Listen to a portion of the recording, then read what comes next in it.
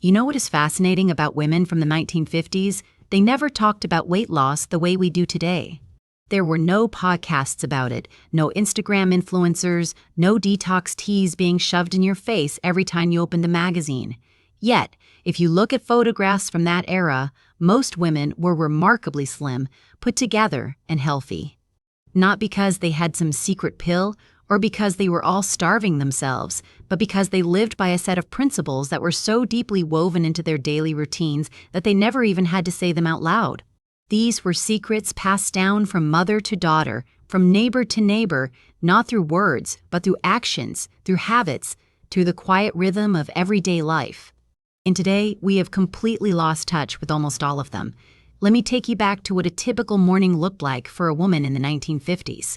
She woke up early, not because she had an alarm clock screaming at her to go to a gym, but because life demanded it. There were children to feed, a husband to send off to work, a house to manage. But here's the part we miss. That morning routine was physical. Making breakfast from scratch meant standing at a stove, stirring, flipping, moving. Hanging laundry on a clothesline meant walking outside, reaching up, bending down, pinning each piece individually. Sweeping the floor, making beds, washing dishes by hand. None of these tasks were considered exercise. They were just life. But collectively, they added up to hundreds of calories burned before most of us today have even checked our phones.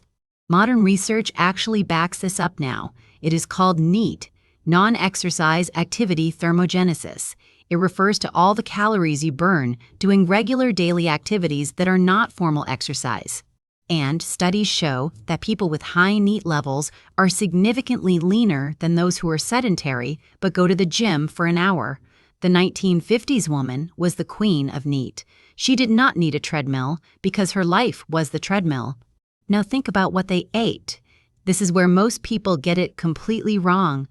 They assume women in the 1950s ate tiny portions or skipped meals. That is not true at all. They ate 3 solid meals a day. Breakfast was often eggs, toast, maybe some bacon or oatmeal. Lunch was a real meal, maybe a sandwich with meat, some soup, a piece of fruit. Dinner was a proper sit-down affair with meat, potatoes, a vegetable, sometimes dessert. But here's the secret they never spoke. They did not snack. There was no bag of chips hidden in the pantry. There was no grabbing a handful of crackers at 10 in the morning or a granola bar at 3 in the afternoon. Food existed at mealtime, and outside of mealtime, the kitchen was essentially closed. This is a massive difference from how we eat today. We are constantly grazing. Our bodies never get a break from digestion, from insulin spikes, from calorie intake. The 1950s woman gave her body periods of natural fasting without even knowing that was what she was doing. Between breakfast and lunch, between lunch and dinner, her insulin levels had a chance to drop, her body had a chance to use stored fat for energy, and her digestive system got a real rest. It was effortless, unconscious calorie control, and it worked beautifully. Another thing they did without thinking about it was cook almost everything from scratch. Think about what that means in terms of ingredients. When you make a cake from flour, sugar, butter, and eggs, your body knows exactly what to do with those things. When you make a pie with real fruit and real butter, same thing.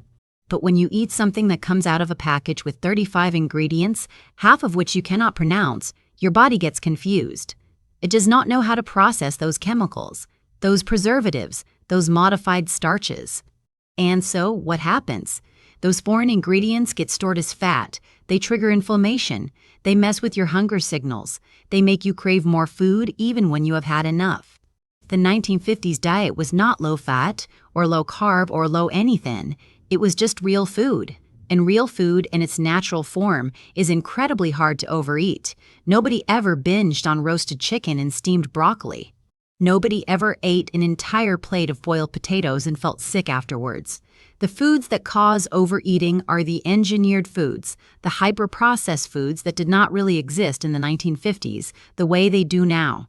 Yes, there were processed foods starting to appear, but for most families, the majority of what they ate was still made at home from basic ingredients. Let me talk about something else that nobody wants to talk about anymore. Stress. Women in the 1950s had stress. Absolutely. Life was not perfect, but the type of stress was different.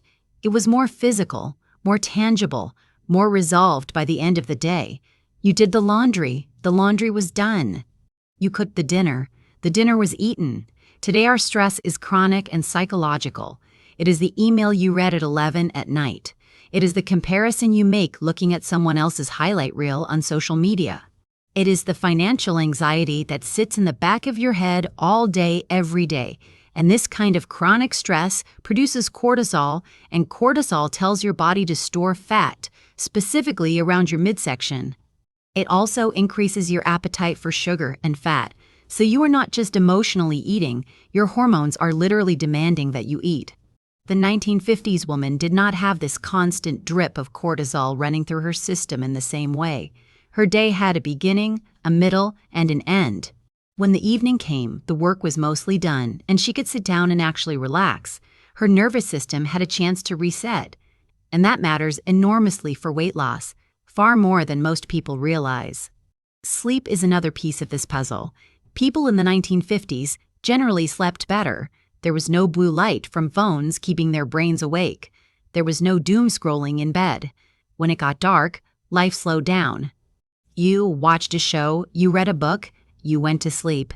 And sleep is when your body regulates the two main hormones that control your appetite, ghrelin and leptin. Ghrelin makes you hungry. Leptin makes you feel full. When you do not get enough sleep, ghrelin goes up and leptin goes down, so you wake up the next day literally hungrier than you should be and less capable of feeling satisfied by what you eat. One night of bad sleep can increase your calorie intake the next day by 300 to 400 calories without you even realizing it.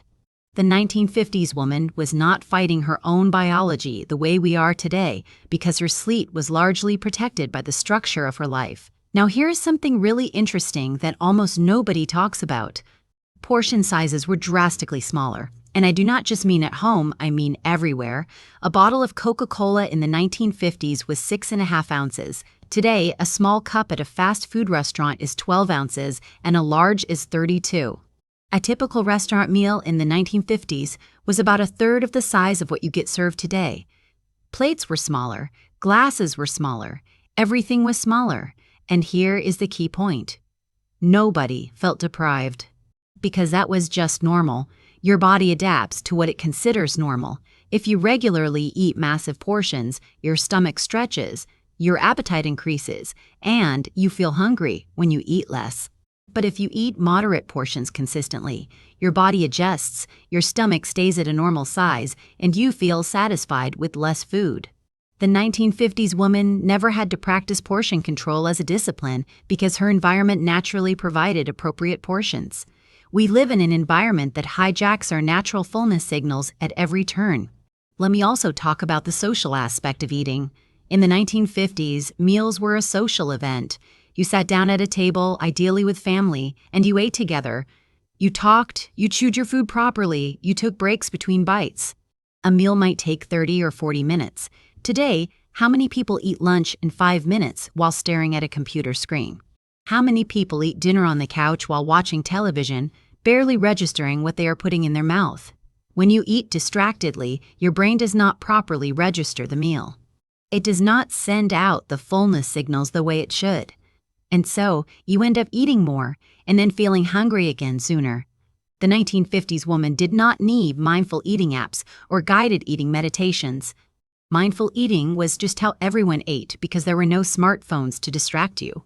You sat with your food, you looked at it, you tasted it, you enjoyed it, and your brain had the time to process that you had been fed. Another subtle thing, women in the 1950s moved their bodies in ways that felt natural and enjoyable, not punishing. They danced. Dancing was a huge part of social life. They walked to the grocery store, they walked to the post office, they walked their kids to school. Movement was not something you had to drive to a special building to do, wearing special clothes. It was just woven into the fabric of the day. And because movement was functional and social, it did not feel like a chore. You did not need willpower to do it. You did not have to talk yourself into going for a walk, because walking was how you got places. This is a huge psychological advantage. When exercise feels like a punishment or an obligation, you resist it. When it is just part of how you live, You do it without thinking. There is also something to be said about the way they dressed. Women in the 1950s wore fitted clothing. Waistlines were defined. Dresses were tailored. And whether they consciously thought about it or not, wearing clothes that show your shape provides immediate feedback. You notice right away when things are getting tight. Today, so many people live in stretchy leggings and oversized tops that you could gain 15 pounds and barely notice because your clothes stretch with you. That might sound superficial, but it is actually a practical feedback mechanism. When your clothes tell you something has changed, you naturally adjust your behavior. The 1950s woman had this built-in awareness system every single day when she got dressed. I also want to touch on something deeper, which is the mindset these women had about their bodies. They did not hate their bodies. They did not stand in front of the mirror picking apart every flaw. They saw their bodies as functional, as something to care for, not something to punish into submission. This is critical because research shows that body shame actually leads to weight gain, not weight loss. When you hate your body, you stress about it, you restrict and binge, you develop an adversarial relationship with food and movement. But when you take a practical, matter-of-fact approach to taking care of yourself, you make better choices naturally. The 1950s woman did not think of herself as being on a diet. She thought of herself as a person who needed to eat well, move around, and take care of her home and family. That identity naturally produced a healthy body. Now, I'm not saying everything about the 1950s was perfect. It was not. There were massive problems with gender roles, with lack of opportunity for women, with many things that needed to change and did change for the better. But when it comes specifically to the physical habits that kept women slim and healthy, there is an enormous amount we can learn from them. The irony is that we have made weight loss so incredibly complicated. We have thousands of diets, millions of supplements, billions of dollars spent on an industry that keeps telling us it is hard and you need their product to succeed. But the women of the 1950s, without spending a single dollar on weight loss, stayed slim by doing things that cost nothing.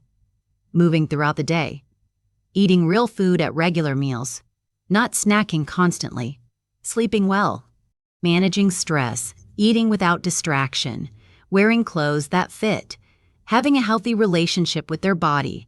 None of these things require a credit card. None of them require an app. None of them require a subscription. The real secret is that there is no secret.